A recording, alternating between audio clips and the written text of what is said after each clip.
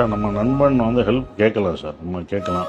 அந்த நண்பன் கொடுக்கணும்ல சார், அப்படி ஒரு நண்பன் நமக்கு வேணும்ல சார். நம்ம எல்லாமே யதார்த்தமான நண்பர்களை தான் நம்ம பக்கத்தில் வச்சிருக்கோம். நம்மள மாதிரியே ஒரு நண்பர்கள் கஷ்டப்படுறவங்க சார் வச்சிருக்கோம் நம்ம.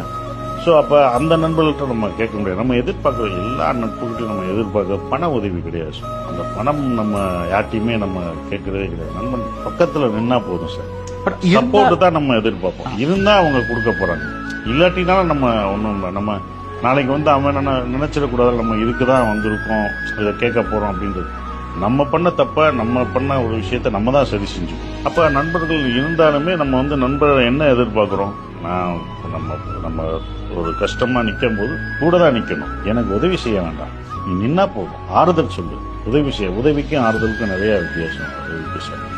இப்ப ஆறுதலா பக்கத்தில் நின்னா ஒருத்தர் இருக்கா, நமக்காக ஒருத்தர் நிக்கிறாங்க, நம்ம 10 பேர் அடிக்கலான்ற